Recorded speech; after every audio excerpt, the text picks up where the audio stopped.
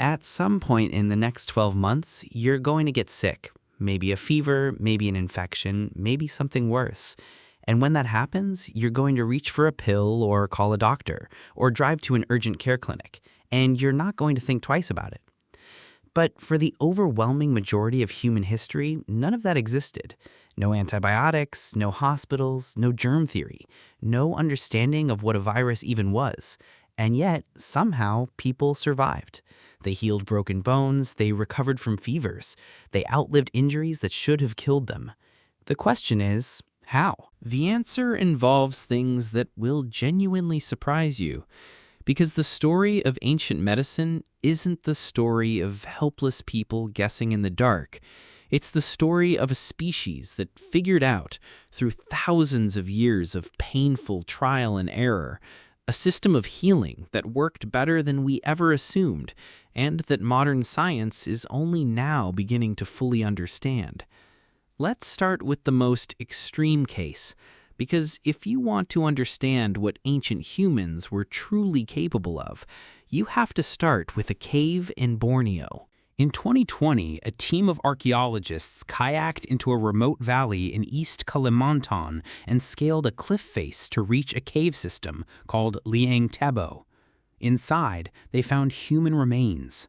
When bioarchaeologist Dr. Maloney from the University of Sydney began laying out the bones, she noticed something immediately wrong. The left leg looked withered, the size of a child's limb, but this person had been an adult. And where the lower leg should have been, there was only a stump, a clean, careful stump with new bone growth layered smoothly over the cut surface. When they dated the remains, the number came back at least 31,000 years old. This person, as a young child, had their lower leg surgically amputated, and then survived for 6 to 9 more years with no sign of major infection. Think about what that means for a moment. 31,000 years ago, before agriculture, before metal tools, before any civilization we recognize, someone performed a successful amputation in a tropical rainforest, one of the most bacteria-rich environments on Earth. They cut through bone, muscle, veins, and nerves without causing the patient to bleed out or go into fatal shock. They kept the wound clean long enough for bone to regenerate, and then they supported this child for years in terrain so rugged that the researchers themselves needed kayaks and climbing equipment just to reach the site. Dr. Volok said afterward that the probability of this happening by accident was so infinitely small that it had to occur in some kind of controlled environment. The paper was published in the journal Nature. It rewrote the history of surgery by 24,000 years. But surgery was only one piece of what ancient humans knew, and to understand the rest, you need to meet a man who died in the Alps about 5,300 years ago, and whose frozen body told us more about prehistoric medicine than almost any other discovery in history. Ötzi the Iceman was found in 1991, preserved in a glacier at 10,500 feet. Scientists have spent decades analyzing every detail of him, and what they found was startling. He had intestinal parasites, whipworms that caused chronic stomach pain and diarrhea. He had Helicobacter pylori infection, the same bacteria responsible for stomach ulcers today. He had Lyme disease. He had arthritis. He had gallstones and healed rib fractures. In other words, Ötzi was a walking catalog of ailments. But here's what matters. He wasn't just suffering through them, he was treating them. Fastened to his equipment were pieces of birch polypore fungus, a mushroom now known to have anti-inflammatory and anti-parasitic properties. In his stomach, researchers found bracken fern, which can kill intestinal worms. He carried slowberries, possibly for inflammation and heart health.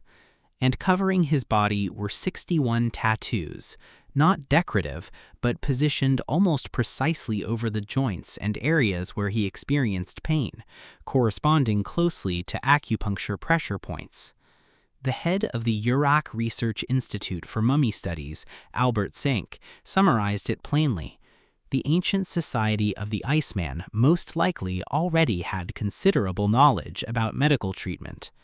They used different forms of therapy, including physical treatment and medicinal plants. This, he said, requires detailed knowledge of human anatomy and how diseases arise and develop. He was describing knowledge from 5,000 years ago, but the roots of that knowledge go much deeper. 60,000 years ago, before modern humans had even left Africa, Neanderthals were already using plants medicinally. We know this because researchers found traces of yarrow, chamomile, and poplar in the fossilized dental plaque of Neanderthal remains. These aren't random plants. Yarrow is an astringent that slows bleeding when applied to wounds. Chamomile reduces inflammation. Poplar bark contains salicylates, the same family of compounds that became aspirin. These weren't accidents. Something much older than language was already learning which plants to reach for. And that knowledge accumulated. By the time ancient Egyptians were writing things down, around 1550 BCE in a medical document called the Evers Papyrus, they had cataloged over 850 plant-based medicines. Of the 900 different remedies documented in Egyptian medicine, 500 of them used honey. Not because honey is sweet, because honey is one of the most effective natural antibacterial substances ever discovered.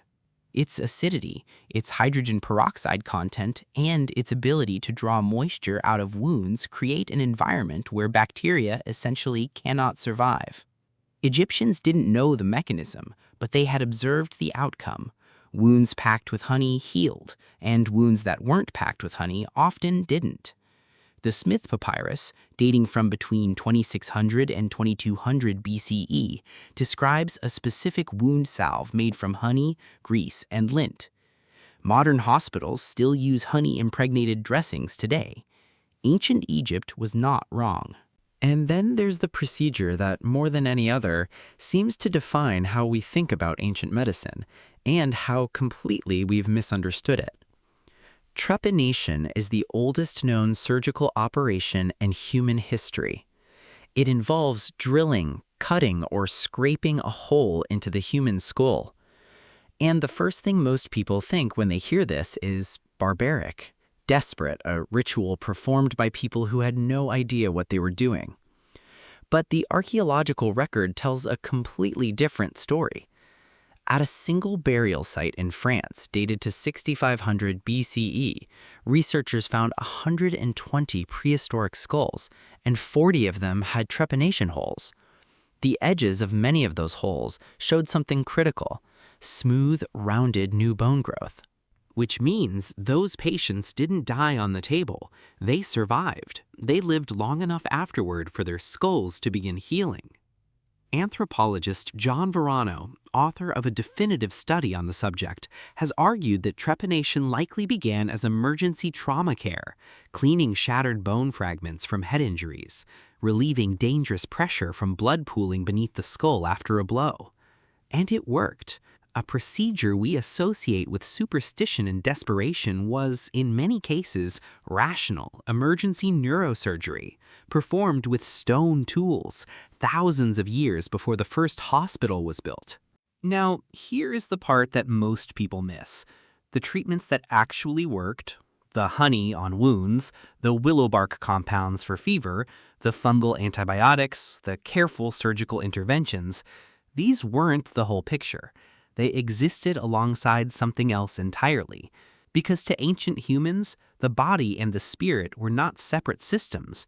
A fever wasn't just a physical event, it was a message, an invasion, a spiritual disruption. The shaman wasn't a fraud or a fool. They were the integration point between the observable and the unknown, between what could be treated with plants and what could only be addressed through ritual, community, and meaning. And modern medicine is slowly recognizing something that ancient healers understood instinctively, that isolation makes illness worse, that community accelerates recovery, that the psychological state of a patient is not separate from their physical outcome. The child in Borneo who survived decades with one leg didn't survive because of surgery alone. Someone fed them, protected them, carried them when the terrain demanded it. The surgery was 30 minutes. The healing was years of other people choosing not to leave. This is perhaps the thing that surprises people most about ancient medicine. It wasn't just smarter than we thought, it was more human than we thought. It understood, at a level we're still working to articulate, that a sick person is not a broken machine to be repaired in isolation. They are a member of a group whose survival depends on the group's willingness to absorb their vulnerability. We came a long way from laying Tabo Cave to modern emergency rooms. We gained germ theory, antibiotics, imaging, anesthesia, and surgical precision that would seem miraculous to anyone who came before us. But there's something worth sitting with in that Borneo cave. In the image of a child missing a leg in a tropical jungle 31,000 years ago. Still alive, still walking, still part of a community that had decided they were worth the effort. Someone looked at that wound and didn't give up. Someone gathered the plants. Someone stayed through the night. We don't know their name. We don't know what they believed about sickness or spirits or the body. We only know what the bones remember, that they tried, that it worked, and that the person they saved lived for years in a world where everything was trying to kill them, surrounded by people who had decided that wasn't acceptable. Your ancestors were not helpless. They were paying very close attention, and some of what they figured out we are only now beginning to catch up to.